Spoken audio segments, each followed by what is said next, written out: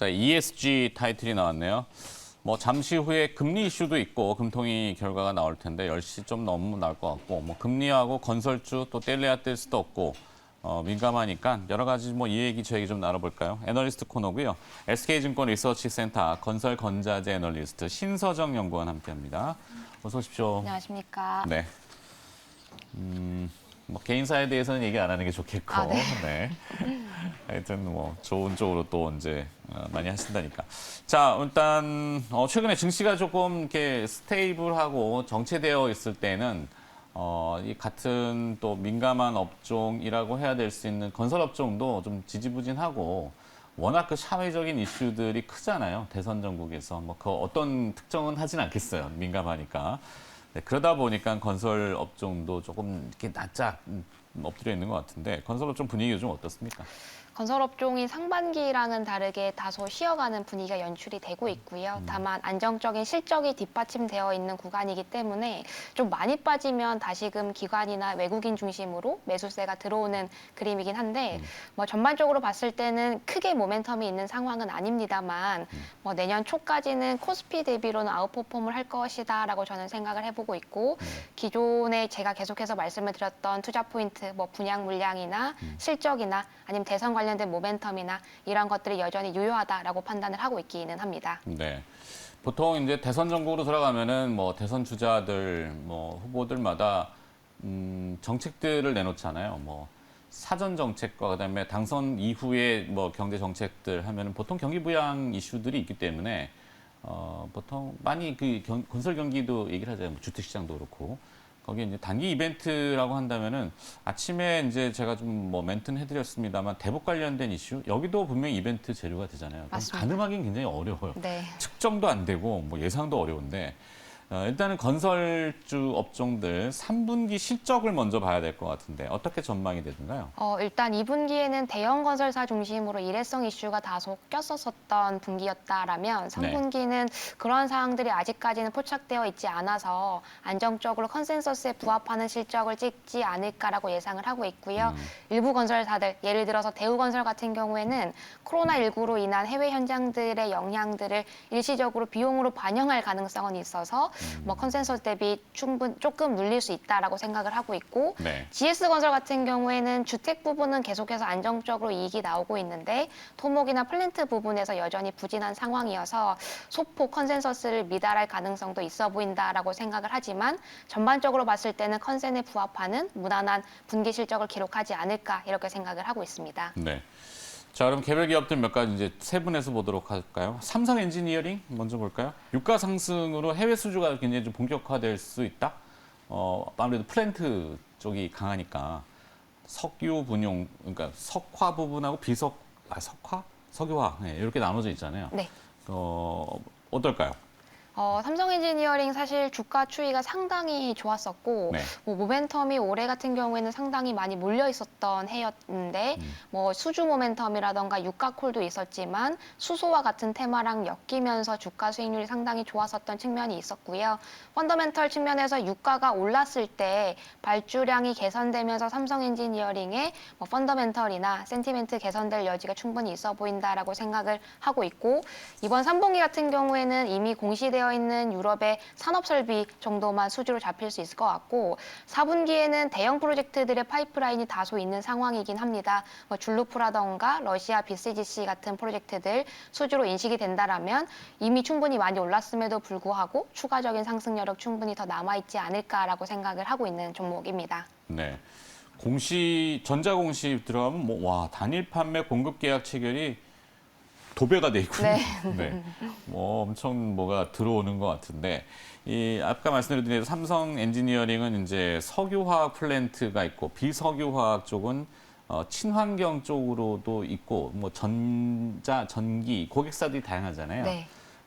이 수소 선도 국가 비전 발표가 얼마 전에 이제 국가적으로 있었는데 삼성 엔지니어링이 또 수혜가 되는 그런 기대치가 있는지. 네, 삼성 엔지니어링이 좀 의외로 뭐 수소라던가 아니면 그린 EPC 쪽으로 좀 많이 모멘텀을 받고 있는 상황이고, 얼마 전에 산업통상자원부가 개최했었던 뭐 어떠한 협의체 같은 데서 EPC 업체들 중에서 유일하게 참여했었던 건설사이기도 하고, 추가적으로 파이프라인 같은 경우에도 상당히 가시성 있게 나타나고 있는 상황이어서 좀 엮일 수 있는 부분들은 상당히 많아 보인다라고 생각을 하고 있고요. 또 얼마 전에 기사 찾아보시면 아시겠지만 롯데케미칼과 MOU를 맺어서 추가적인 기술 개발이나 EPC 쪽으로도 좀 많이 발전할 수 있는 여지가 있어 보여서 최근에 건설업종의 트렌드 자체가 본업도 좋지만 ESG랑 맞물려 있는 업체들이 상당히 주가 수익률이 좋기 때문에 삼성 엔지니어링 추가적인 모멘텀 충분히 바라볼 수 있는 시점이다, 이렇게 생각을 하고 있습니다. 네. EPC가 뭐죠? EPC가 건설한다인데 네. 엔지니어링이랑 뭐 프로큐어먼트, 그 컨스트럭션의 줄임말이고요. 네. 일단 그러니까 뭐 해외에서 일반적으로 건설사들이 받아오는 수주건들을 묶어서 EPC라고 많이 부릅니다. 네.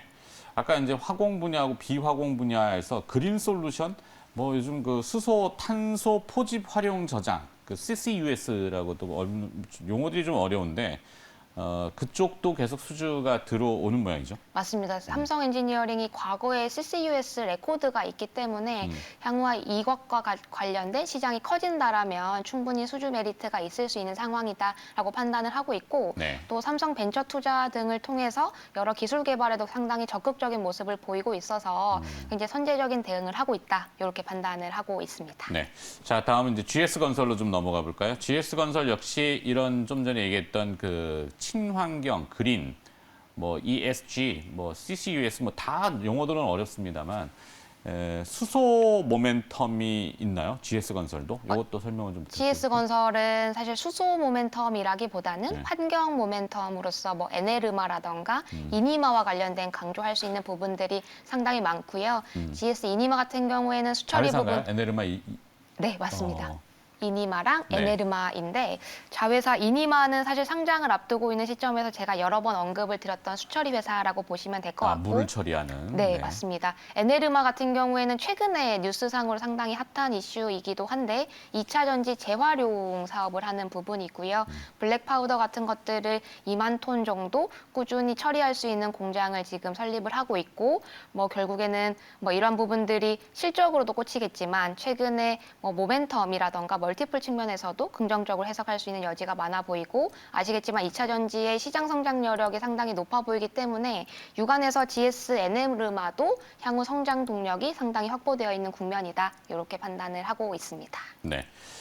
자, 그 밖에 좀 전에 ESG 평가? 요건 뭘 얘기하는 거죠? 이거 상장 건설사들의 ESG 평가 2019년도랑 2020년도를 좀 비교해 본 건데, 네. 뭐 흔히들 건설사라고 생각하면 올드 이코노미라고 생각을 해서 ESG 그레이드가 상당히 낮을 거라고 생각하는 데 비해서 이 대형 건설사들은 사실상 이 측면에 있어서 상당히 공격적인 투자를 해왔었기 때문에 생각보다 선방의 그레이드를 기록을 하고 있고요. 향후에도 ESG 평가가 좀 나아갈 여지가 충분히 있어 보인다라고 생각을 해서 뭐 첨부를 해놓았습니다. 표를. 네. 그냥 참고 자료로 한번 보시라고 보여줬고. 그 밖에 이제 앞서 타이틀이 건설업하고 시멘트. 건설하면 당연히 그 원자재들이 뭐 건자재지만 건설용 자재, 시멘트가 많이 언급이 될 텐데 시멘트도 배합할 때 많이 들어가죠. 뭐 이것저것. 맞습니다. 석탄은 아닐 거고. 유연탄. 유연탄. 네. 요즘 석탄 가격도 오르고 유연탄 값도 많이 올랐을 텐데 건자재 업체들의 실적 분위기는 좀 어떨까요?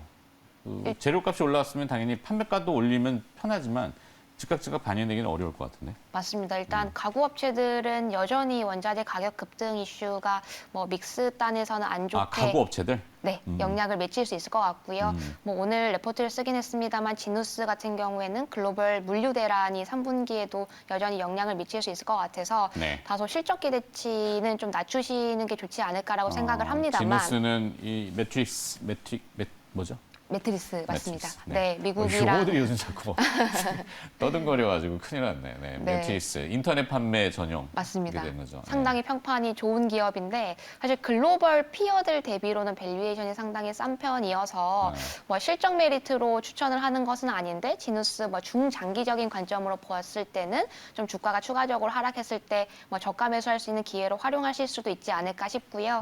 한샘 같은 경우에는 사실 판관비 쪽에서 세이브를 상당히 강력하게 하면서 뭐 믹스 단이나 OPM 단에선 상당히 방어를 잘할 것 같다라고 예상을 해보고 있지만 네. 뭐 전반적으로 가구 업체들은 3분기에도 실적 기대치는 좀 낮추는 게 좋지 않을까라고 예상을 해보고 있긴 합니다. 네, 지누스하고 한샘, 이제 가구, 이제 뭐 이 건축용 리모델링 수요가 많았어서 각광을 받았지만 물류가 원활치 않기 때문에 실적이 좀 늘어질 수 있어서 지금은 조금은 뭐 지켜보자 이렇게. 근데 하지만 가격 메리트가 확실히 발생했을 때는 좀 볼 수 있다. 네, 이렇게 정리되고 건자재는 뭐 넘어가고, 네. 네. 시멘트 얘기는 없군요. 시멘트 뒤에 있나? 네, 뭐 네. 짧게 말씀을 드리면 말씀하신 대로 유연탄 가격이 워낙 급등을 했었기 때문에 최근에 이러한 원료를 폐플라스틱이라던가 폐비닐 등으로 많이 대체를 하고 있고 이렇게 했을 때 뭐 유연탄 가격이 오르는 거를 해지할 수 있다라는 긍정적인 측면도 있지만 뭐 환경적으로 봤을 때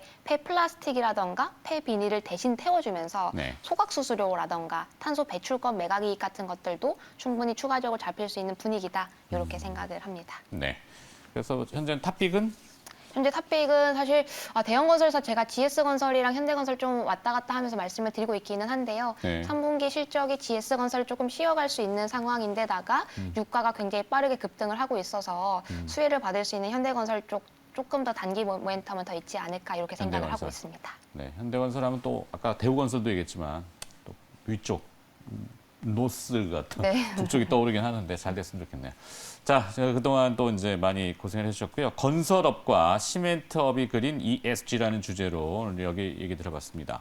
SK증권 리서치센터 건설 건자재 신서정 애널리스트. 다른 쪽으로 또 영전을 하신다니까. TV에서는 다른 이슈가 있으면 또 그때 뵙도록 네. 할게요. 네. 고생하셨습니다. 고맙습니다. 네, 감사합니다. 네.